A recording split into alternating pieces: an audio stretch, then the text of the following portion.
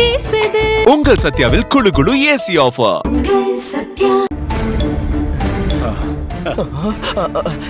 அப்பா, நாம துர்காவை கொல்றதுக்கு கால நேரம் பார்த்துக்கிட்டு இருந்தோம். ஆனா இன்னைக்கு அவளாவே வந்து நம்ம வலையில சிக்கிட்டா. இது சூப்பர் சான்ஸ். இதை நம்ம மிஸ் பண்ணிடவே கூடாது.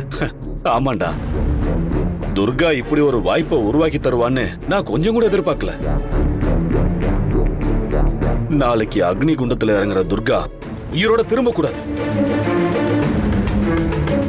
அவ சொன்ன மாதிரியே அக்னி குண்டத்துல விழுந்து சாகணும். அந்த பழிய தூக்கி கனகா மேல போடணும். நந்தினி அவளை அரெஸ்ட் பண்ணணும்.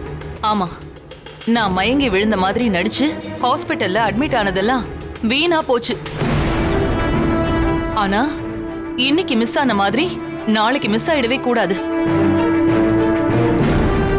துர்கா கதைய முடிச்சே தீரணும்.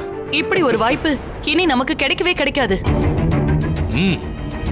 ஆமா, இப்படி ஒரு வாய்ப்பு இன்னொரு தடவை கிடைக்காதுதான். அதை நம்ம தவற விடவே கூடாது. அப்படின்னா நீங்க எதுவும் பண்ணாம சைலண்டா இருக்கணும்.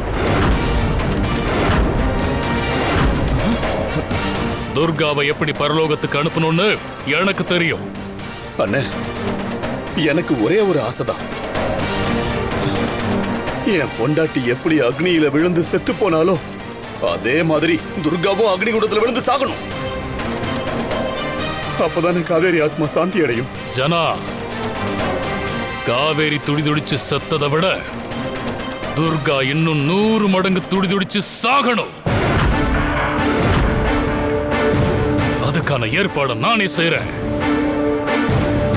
இப்படியே பேசிட்டு இருந்தா துர்கா துடி துடிச்சு செத்துருவாளா என்ன? அவளை அக்னி குண்டத்துல வச்சு எப்படி கொல்ல போறீங்க அத சொல்லுங்க. குளு குளுன்னு காத்து வீசுது. உங்கள் சத்யாவில் குளு குளு ஏசி ஆஃபர். சத்யா.